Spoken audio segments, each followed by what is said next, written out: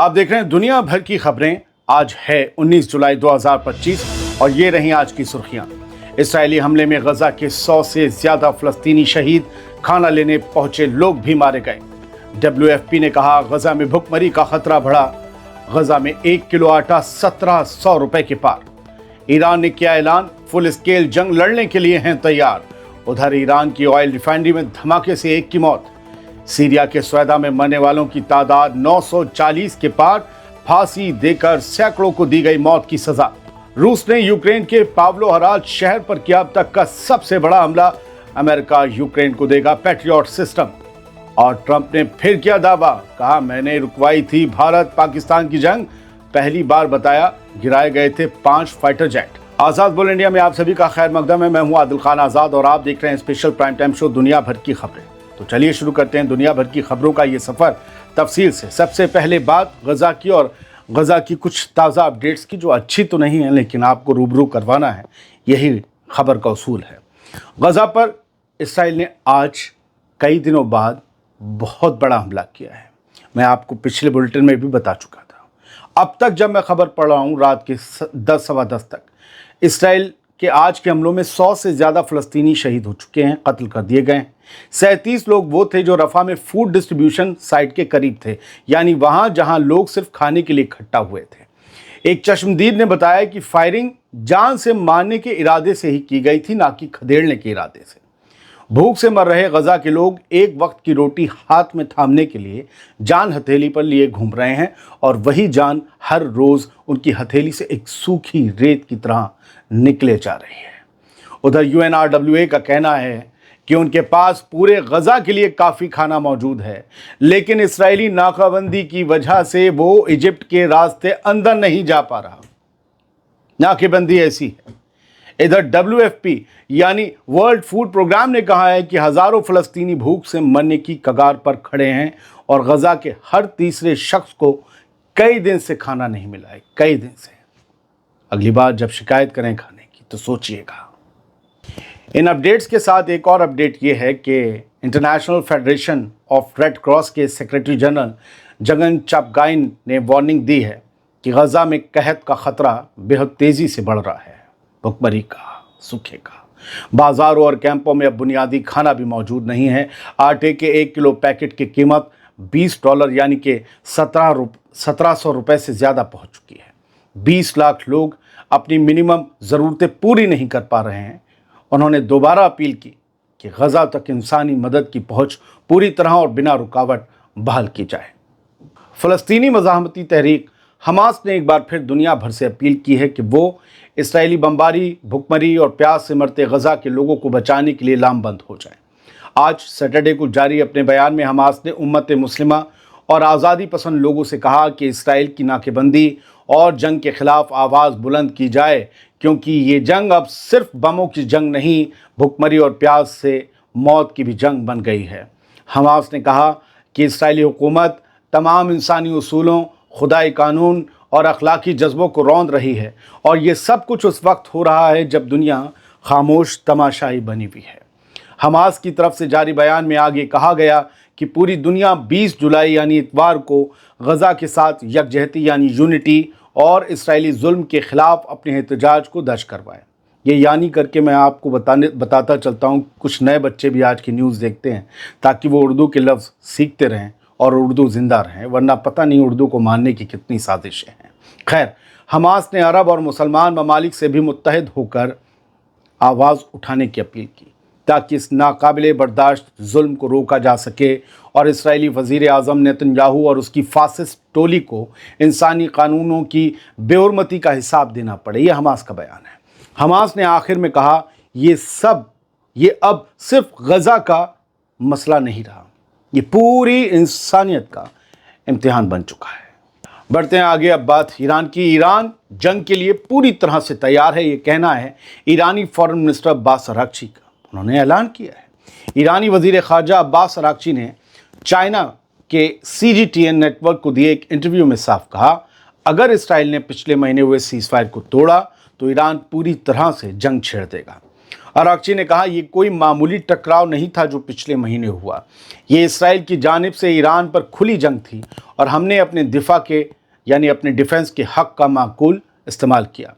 उन्होंने कहा कि इसराइल की तरफ से की गई 12 दिन की बमबारी बिल्कुल बेबुनियाद थी और ईरान ने बहादुरी से जवाब देते हुए इसराइल को बिना शर्त सीज फायर मांगने पर मजबूर कर दिया। मगर अराक्ची को इसराइल की नीयत पर शक है, क्योंकि अराक्ची ने आगे कहा कि ये सीज फायर बहुत नाजुक है, क्योंकि इसराइल का ट्रैक रिकॉर्ड भरोसेमंद नहीं रहा है। उन्होंने दो टूक कहा, हम जंग नहीं चाहते थे, लेकिन हम पर दोबारा अगर जंग थोपने की कोशिश हुई तो हम फिर से पूरी ताकत से जवाब देंगे। ईरान में आज एक हादसा हुआ। ईरान की एक रिफाइनरी में आग लगने से आज एक शख्स की मौत हो गई। ईरान की आबादान ऑयल रिफाइनरी के एक हिस्से में सैटरडे को आग लग गई, जिसमें एक मुलाजिम की जान चली गई। हालांकि ऑयल मिनिस्ट्री की न्यूज़ एजेंसी के मुताबिक आग पर काबू पा लिया गया है और रिफाइनरी का कामकाज मुतासिर नहीं हुआ है। शुरुआती तहकीकात में ये बताया गया है कि आग एक पंप के लीक होने की वजह से लगी।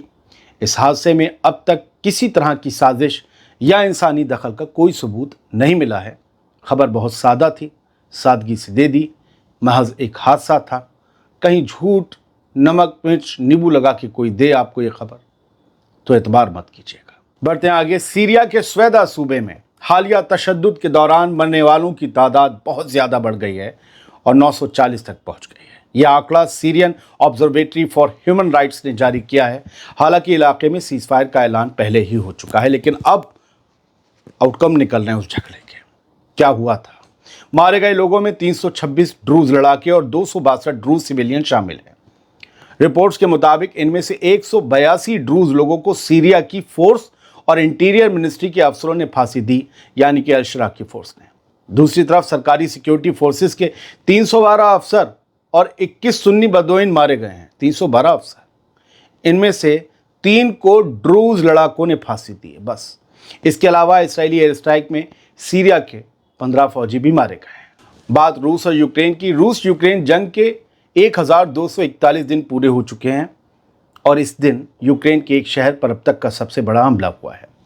रूस ने हफ्ते के रोज़ यानी आज यूक्रेन के मशहूर मशरकी शहर पावलोहराद पर अब तक का सबसे बड़ा हमला किया।